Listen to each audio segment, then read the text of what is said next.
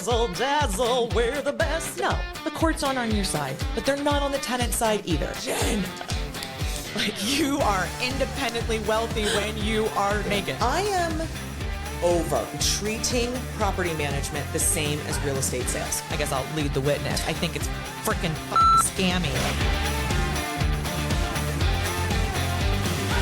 Welcome to Hold It with PM Jen, the show for real estate investors who buy and hold forever and ever. Amen. Welcome back to Hold It with PM Jen, the show for investors who buy and hold forever and ever. And today's a solo episode. I'm coming to you alone. Jessie has still quit. She has a lot going on and she can't make time for the podcast, but we'll let her breathe a little bit and I'll carry the burden of running my very own podcast. Thank you very much.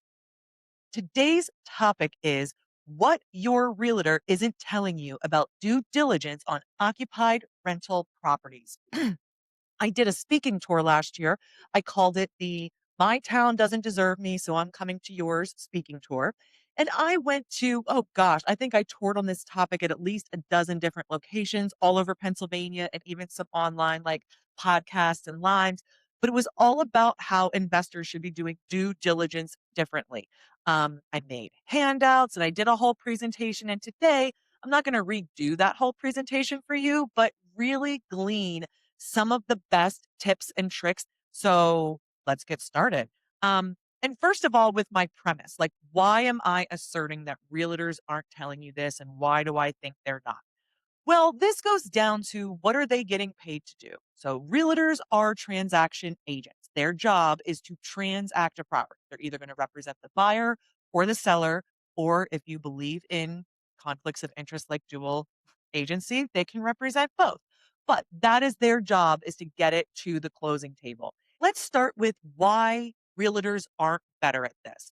Well, first of all, most realtors in most communities are doing various kinds of transactions, the bulk of which are probably single family home purchases and sales or owner occupied purchases and sales. So the kinds of properties I'm talking about are occupied by tenants and are intended to be investment properties. So typically these would be multifamily properties. It could be a grouping of single family homes, but my point is when the properties are occupied and when the buyer, the investor is counting on them providing a certain amount of financial performance during their ownership, realtors are not compensated for their impact on the future performance. They're compensated for exercising a transaction and representing you in that transaction. So these due diligence things I'm talking about all clearly align to future financial performance, to whether or not that property is going to be stabilized and perform in a stabilized way. And so I'm paying a lot of attention to them as a property manager because I get stuck with these problems, right? Investor buys the property and then marches on over to the property manager with a set of expectations, but a property that can't execute on that. So I'm trying to get you out of that. I'm trying to make sure you're as prepared as can be when you buy these properties. The thing to remember about this is who you get advice from matters. So a couple of things that go into that. We are not going to be naive. Maybe we really are naive. Maybe we've never bought investment property before or considered property with tenants in it for a purchase. That's okay for it to be your first time. But then you have to recognize you're coming into this with a bit of naivete and you need to outsource that expertise. So we want to find somebody who can guide us and give us information that is really going to help us. That could be a mentor. That could be a property manager. That could be a realtor with a lot of experience in investment properties. I'm open to who it could be, but you want to consider the source when you get information. So when you're considering a property to buy, to purchase, if the seller's telling you something, well, we can hopefully trust it, but maybe we can't. And we're going to count on those sellers' disclosures and those inspections to really verify that. So we're going to never trust without verifying. So maybe the seller tells us something is true about the zoning, something is true about easement, something is true about tenant performance. All of that needs to be in writing and verifiable. I don't think people mean to be dishonest with you, but they are lazy and they're motivated by getting rid of this property. that seller is the least motivated in those final months as they're looking to transition that property into cash. So, when we are looking at properties, the very first step is usually seeing a property. So, maybe you had a relationship with your realtor, you're starting to consider properties, and then you're actually going to go to that. You're going to go and say, hey, what is this 4 unit like here in my town? And do I want to buy it? The very first thing I want you to remember is that when you are on properties, you are very likely being video and audio recorded. So you are in private spaces where people have the ability to record, think inside of apartments, inside of homes, inside common areas, laundry areas. It might not be noticeable, but your behavior, your how you compose yourself when you're on the property, it matters now, no matter who's present. So I don't want you to be loose lipped. I don't want you to expose anything you wouldn't want anybody living in that building or your seller to know. Just be close lipped, pretty demure, and of course, behave yourself. You don't want to embarrass yourself and be found doing something humiliating on somebody's recordings, like talking about tenants' things, making assumptions about the people who are living in there based on what you see. All of that would be really untoward and not setting you up for success. Now, the next thing, you're going to go walk the property. So, you're going to make an appointment with your realtor or maybe the seller directly. I want you to make it clear that when you go to see a property for sale, your expectation is that you're going to see the whole property. So, whatever needs to happen in order for that to be true. So, maybe they need to get um, proof of funds to know that you're a qualified buyer. Do it. Maybe they need you to engage in something before you'll do it, or they need to check you out in some way. Go along with that.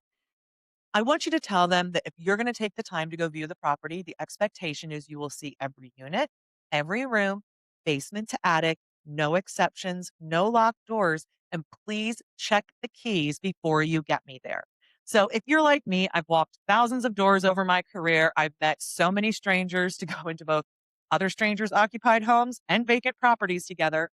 And it is just so common that at that appointment, access will be restricted. So doors won't work, locks won't work. At the last minute, we'll be told, oh, no, we can't access this. That is a huge waste of time for you as an investor. It is always my belief that when I ask to have access for things, I'm not told it won't be accommodated. And then I show up and it's not accommodated. I think it's a trick. I I just think it's a trick. I think they're trying to get me to be okay with not seeing that room or seeing that unit or seeing that space. I've been doing this long enough to know all the tricks of the trade. And so it's my encouragement to you when you start working with real estate professionals that they know your time is valuable and that when you go to showings, those are your expectations. Now, when you're on the property, you're going to be looking at a lot of things. I don't want you to underestimate deferred maintenance. So when you see a problem, even if you don't know how to solve it or how much it's going to cost, I want you to note it and make it a part of your plan.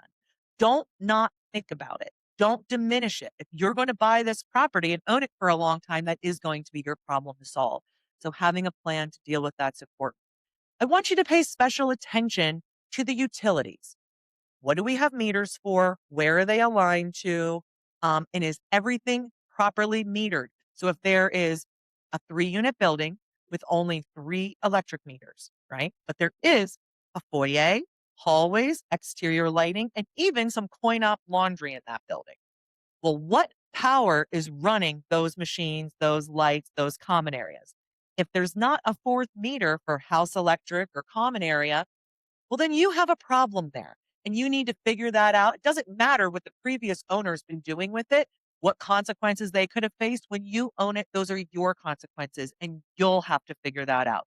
Just because somebody else got away with doing something wrong for a long time doesn't mean that you will. So verifying utilities is really important. Now, the tricky part of viewing properties that are currently occupied by tenants is the interpersonal nature of you, the potential buyer, with these tenants when they're present in the home. And if you've done any number of these walkthroughs, you'll know what I'm talking about. But if you haven't, you're not going to trust that I know what I'm talking about. When you're walking these the homes, the apartments, the rentals, whatever, and tenants are home. They're in the home at the same time as you. You're going to be introduced, right? I think you should not be introduced as potential seller Jen. You should be introduced as the property manager for the potential buyer or the potential buyer's representative. This is going to create some distance between you and the decisions and things that are going to be presented to you.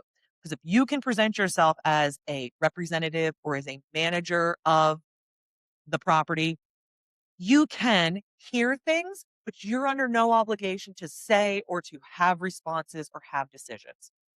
Now, remember, when you're looking at this property, you're just looking at it. There's no commitments, there's no contracts. You're trying to gather information to decide if you want to make an offer and on what terms. However, the tenant has an opportunity to meet a potential seller face to face. And tenants treat this differently. They can decide to try to align with the new owner, right? So maybe they'll try to portray themselves as really great and get things. Hey, potential owner, I've always wanted to have a dog. Do you think you'll let me have a dog in here? Um, Really commonly, what we see is discussions, even during those tours, about concerns about rent. Are you going to raise the rent? Are you going to kick me out? What are you going to do? And this is really natural. There's a for sale sign out front. Realtors are parading new landlords through. Of course, they're thinking about their housing security. That's natural. That's normal. They're going to have questions. If you can, I want you to handle them empathetically, but non committally. So when somebody says to you, hey, nice to meet you. And they're kind of like showing you through and, oh, this is my dog and this, that, and the other. They'll go, you're not going to raise the rent, are you? I can't afford it. And I'm sick and my mom needs meds. And what they're looking for you to say is, no, no, no, I'm not that kind of landlord. Don't worry about it. Right. Which would be a commitment that I think a lot of people would feel like they had to keep. This is how I'd prefer to see you reply to that. Oh gosh, I totally understand that you're worried about that. Listen, it is so premature for that. This is the first chance or maybe second chance I'm getting to look at this building. I don't even know if I'm buying it yet or what my plan would be. But I will tell you this, tenant. Now, this is true in Pennsylvania. Whatever lease you have with your landlord, when it sells, will continue. So it's not as if a new buyer can come in and just kick you out immediately. You would be subject to whatever notice terms are currently in your lease. So have some comfort in that and know that if I do buy the property, I am communicative, I am fair, and I'll be here, but I just don't have those answers for you now. And they'll follow it up with another plea for what they want, and you just take that as information. That's all they're doing is stating their needs while there's chaos going on. That is probably the biggest trap I see clients fall into. And then also paying entirely too much attention to the tenants, to the people that are living there, what their story is. So when I view properties, I'm looking at the construction, the condition, looking for deferred maintenance. I'm looking for requirements for city codes licenses, locks, smoke detectors, railings, stuff like that. And the only thing I'm really concerned about in regard to these tenants is compliance. Is what I'm observing in the property compliant with the lease agreement? So that might mean, are they keeping the house well? Are there animals in there that shouldn't be? Are there people that are in there that shouldn't be? Are they smoking inside? Those are the big ones, right? That we usually find. That's all I'm worried about. I will never make a note or care about who is married, whose kids are doing what I think they might do about renewal. None of that matters. None of it matters. I'm running a business. I'm offering housing on the open market, and my decisions are based on my needs and market conditions. So we're not going to pay a lot of attention to the tenants. Now, listen, that gets you through that showing. So you're going to gather information, you're going to pay attention, no locked doors. You've heard all that. The next step, if you want to proceed with that property, is usually getting assets to the lease because you're now wanting to proceed. You want to put an offer together. If you can get the leases or at least a rent roll in advance of being under contract, you want to get that. We want to get all the answers to the questions. So we want to know, is there a city rental license on the property? Um, Do you have move-in inspections? What are the security deposits? Things like that. So your basic information. When you hit a point where you're due those things, maybe after contract, you're going to be very, very clear about what you're looking for. Doesn't mean they are obligated under your contract to provide it. It depends on what you wrote in your contract. But I want to ask for and get leases, applications, move-in inspections, notes, tenant ledgers. That's like an accounting of all their charges and payments. I want to see all of that and be armed with that because that's what I'm buying. I'm buying that business relationship and it's going to be my responsibility to move it forward. Now, when I get that info dump of applications and photos and licenses and leases, historically, when I get these from buyer or from sellers and from realtors, they're just not in good shape. It is random documents. It is documents scanned in upside down, sideways, partial pages, unsigned, illegible. We're going to be really, really critical of all these documents we're getting. You see, the only time we have to challenge these things is pre-closing.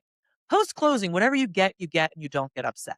So when I'm provided an illegible lease or an unsigned lease or not the whole page is scanned, I go back early and often to insist that I get those documents. And I do not accept laziness or procrastination on the part of the realtors or the sellers. I'm very insistent because I don't like this practice of messing around and drips and drabbing the information to you and then eventually never giving you everything you're owed.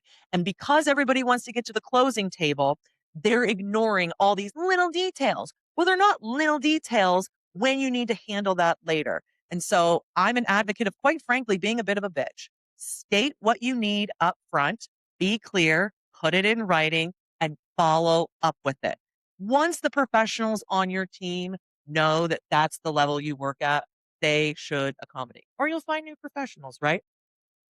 So when I find something that's wrong, I'm going to get it fixed before closing. So if that lease isn't signed, get it signed.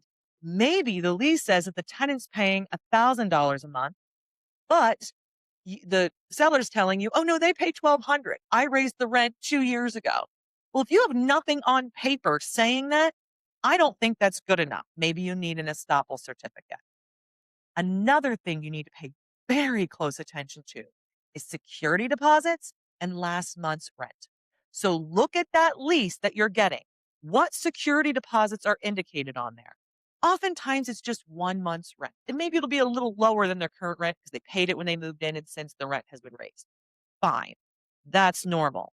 But look at the lease. Was a last month's rent paid? Because if it was, that needs to be in your security deposit account and that needs to be provided to you at closing from the seller.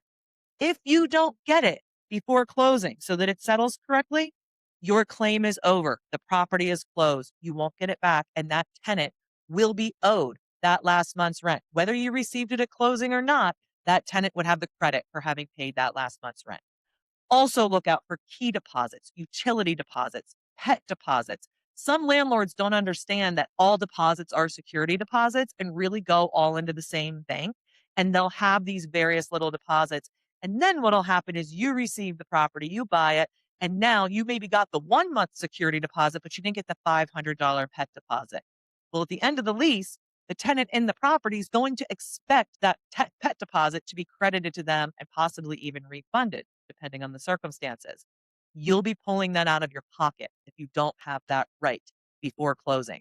I catch this so often for my buyers who are using realtors. I'm the one pulling it up and getting to them before closing and making sure these things are right. Realtors are not catching it. Now, the reason I want you doing all this research and getting all this information is I want you buying the property with a plan. I want when you buy the property to not be wondering whether you're going to long term rent it or short term rent it, whether you're going to raise the rent or remodel. You really need to have a plan that is actionable and ready to go. And it will only be that way if you have good quality information going in. And that's what the due diligence is all about. Listen, our realtor friends do a really great job at the things they get paid to do. But Unlike property managers, they're not paid for future performance. So if you're thinking about who should I listen to about this? Well, maybe it's the property manager who gets paid right alongside you, investor, who's doing the tasks, who's making the rent appear, and who's living that life. I think maybe we could take less seriously the opinions of people who get paid when you take out a big loan and buy a property or when you sell a property. Their opinions about how that property is going to operate, unless grounded in experience and really with the thought to your long game, how you're going to execute on this, that opinion is pretty shallow.